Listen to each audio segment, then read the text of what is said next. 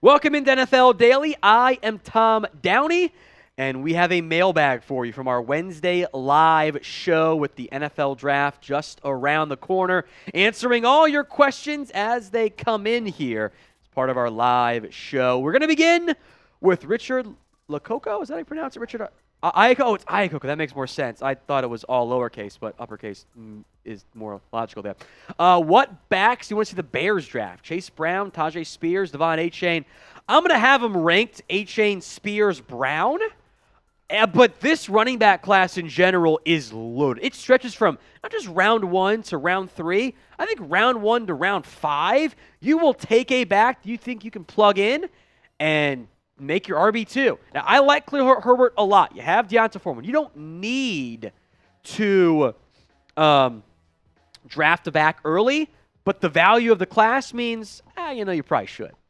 True Allure, do you like when the NFL is going to flex games on Thursday night? So, I like it from a product perspective. I don't want to watch the Broncos and Colts be bad again. I think that was Thursday night game. That will make for better audience, better engagement, but flexing a Thursday night game is not good for players' bodies. What I really think you should do, I think you have to add another bye week. Because you're asking guys to go play Sunday, then go turn around and play Thursday. It's going to lead to more injuries. So I do worry about that, and that would nail impact the product long-term too. So I'm fine. Add a bye week.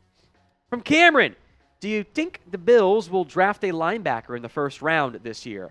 I could see it. I think if they are in love with a Drew Sanders, a Trenton Simpson, a Henley, or even a Jack Campbell, sure. I don't love this linebacker class. Maybe one stretches to the second round for them. But Tremaine Edmonds is gone, so linebacker is an area of concern for Buffalo. From Hasbulla 2024, how good, make it happen, Sam says in my ear. How good is Hendon Hooker? And first off, he's not eligible. How good is Hendon Hooker actually? So I like Hendon Hooker. You can go back to some of our 2021 pre-NFL draft coverage. So after his first year at Tennessee, before he declared, I was like, we should be talking more about Hendon Hooker. And he had a great year at Tennessee. And there are things to like about his game. He immense success downfield. He's a dual threat. He does check off a lot of the boxes. And if you think he's worth that fifth-year option at the end of the first round, okay, I can understand where it comes from. Geno Smith is my comp from. That's a pretty valuable player there. But this top 5, top 10 buzz is absurd to me. And I feel bad because it's like I'm hating on the player. I'm not. I like him, but not at that level, 25-year-old QB coming off torn ACL and what was a Mickey Mouse offense at Tennessee? It was half-field reads and constant go balls and never attacked the middle of the field. He needs a redshirt year, not because of the injury, because he hasn't played in a real NFL offense before. So I like Hendon Hooker. I think he's going to be a long-time NFL QB, but not top 5, not top 10. And frankly, I have a third-round grade. He's my QB5 third-round grade. He's in that Desmond Ridder category for me. That's good, but I don't like him in the first round that much. So will he go? Y for yes and for no. It's the pinned comment on today's video. Vince, why should a team give away 2 firsts in order to pay big money to a quarterback who chose not to play in the playoffs despite he was able to do that? That assumes he was able to. I don't think he was able. I think that knee injury for Lamar, because the Ravens did not really say what it was, it left the door open for people thinking he was good. I don't believe that he was able to play in that playoff game. Now, if he chose not to, it's a different conversation, I suppose. But 2 firsts to pay big money to a quarterback because he's really good, he's a top 10 QB. We're talking about drafting Hendon Hooker who's the same age or a half year younger or whatever. So I think you give it to Lamar because it's really hard to find that top 10 QB. How many of the guys in this year's draft class take him with the number 1 overall? Your hit rate's what, 50%? Yeah, give me the guarantee. Daniel Moriarty, Hopkins to the Cowboys for a 4th and a 5th. I don't think Dallas would do that because I don't think they want to pay him the money involved. I think that's the big issue there and why no one's made that offer yet for Hopkins. RC Plane Builder 2 on his second account, I suppose.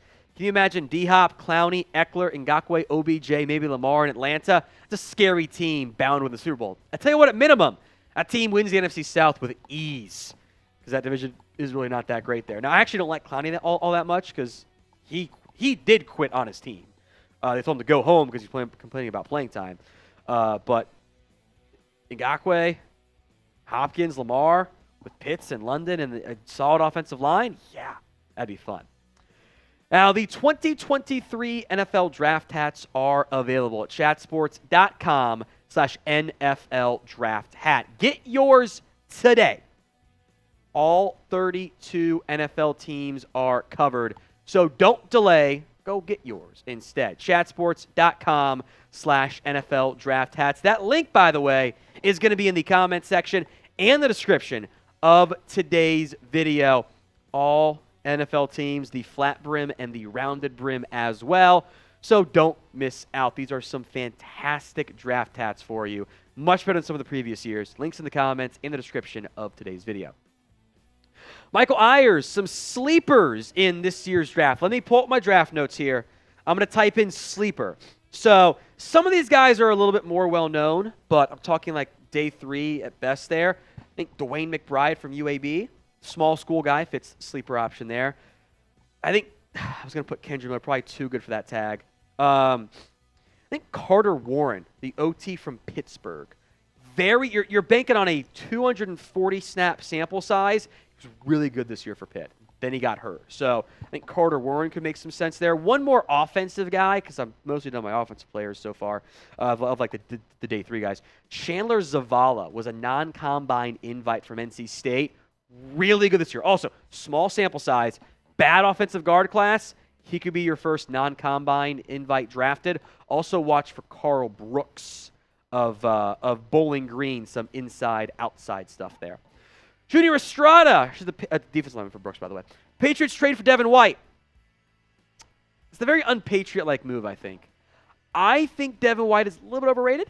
Good player, really good player, but top linebacker, I don't know about that one there, Jim. So if you want to, it's a splashy move. I'm not going to get mad, but they tend to like a bit thicker linebackers than Devin White.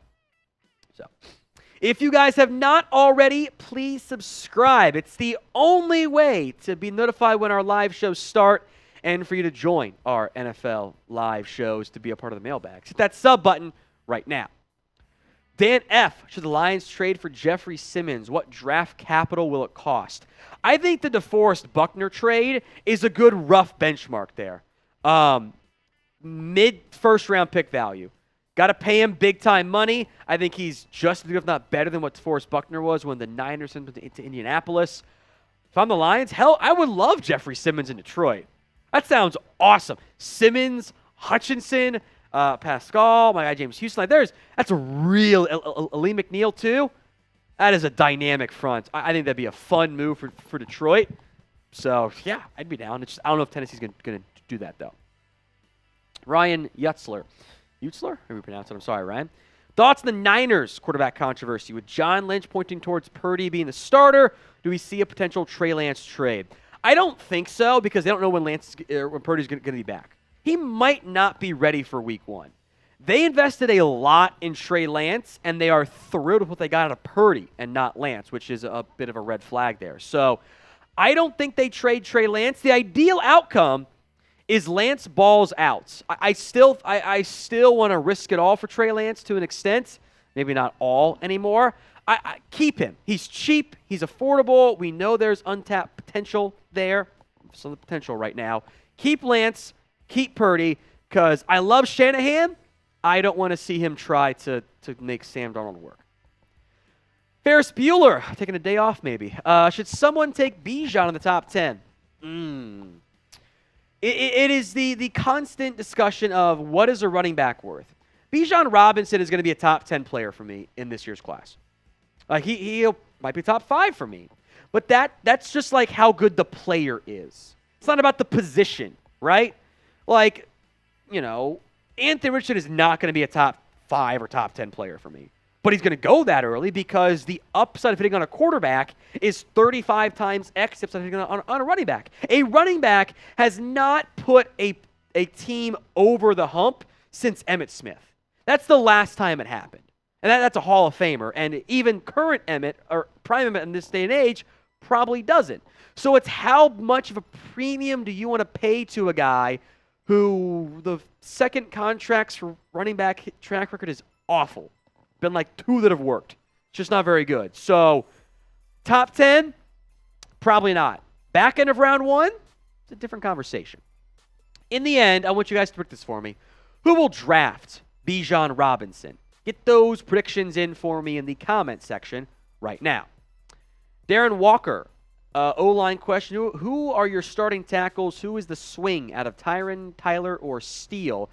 If you're not playing Tyler Smith at left guard, he is your left tackle, and I'm going to play Terrence Steele at right tackle. He was better than Tyron Smith was. Now, some whispers of some schematic changes, okay, but I feel more comfortable about Tyron at left tackle if it comes to that than I do. I think he wasn't that great at right tackle. He's always injured. So I would make it Tyler and Terrence and let Tyron be my swing tackle.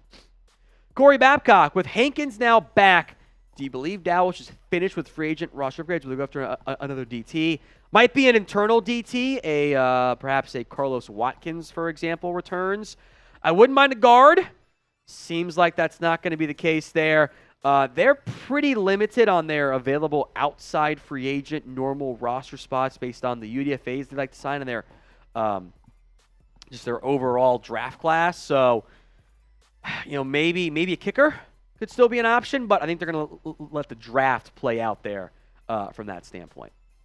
Brokov, best dark horse offensive rookie of the year candidate: Rashee Rice, Will Mallory, or Keaton Mitchell? I don't love Will Mallory that much. I don't think he can block, so that kind of scares me. I'll go with Rashee Rice. I think he'll be the first guy taken. I don't mind Keaton Mitchell, though. Someone asked about sleepers earlier. It's a decent sleeper name. He's just very small. He's 5'8", 180. That's small. Not Deuce Vaughn small, but he's not Deuce Vaughn thick either. From Jameis Eats W's, chances of Anthony Richardson going number 1. I'd be pretty shocked.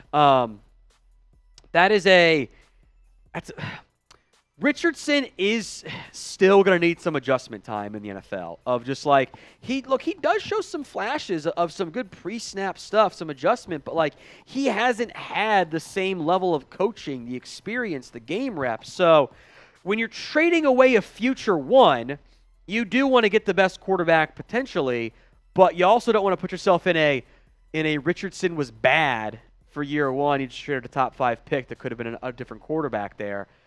There's a lot of athletic upside with Richardson, a lot of upside overall. The Dante Culpepper is the real athletic comparison there. It's freak athlete stuff, man. The flaws are fixable. It's mostly mechanical lower body stuff, but he has to make those mechanical changes and still make adjustments to a more actual NFL-style offense and pre-snap reads and post-snap stuff. That's very challenging. There's a lot more risk there. I would not take him number 1 overall. Who would you take number 1 if you were the Carolina Panthers? I think most will say Stroud or Bryce Young, but sound off for me in the comments section. Rashard Lee, should Tyron Smith move to the Jason Peters role? Yes. That is what I would have him do. It's a super chat. Thank you, Rashard. I appreciate that. I would do that. I'd make him your swing tackle, basically, and then probably shuffle some guys around if a guard goes down. But, yeah, I would make him your Peters. Donald Lear, how far do you think the Bears would trade back in the first round? I don't think much further, if at all. They already moved down to 9. So I think they're probably going to make a pick there, whether it's defense or offense. Demon Ford 10.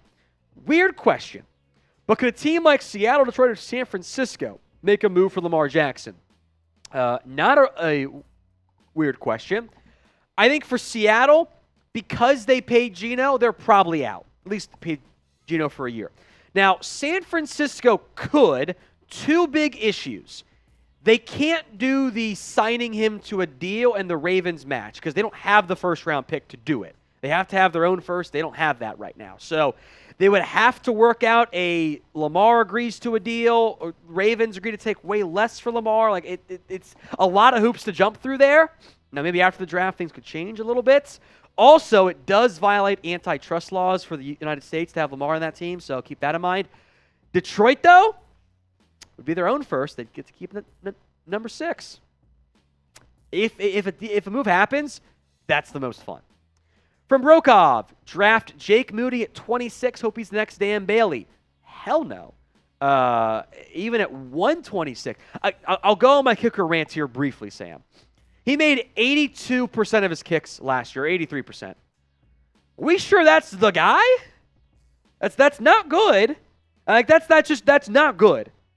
Like that's worse than Brett Maher. And he's made some clutch kicks. I'll give him that. Like if you want to take a kicker, do it in the 6th round. Not before that. The Bucs will take him because they've drafted 2 kickers already and they're both off the team in the last 7 years.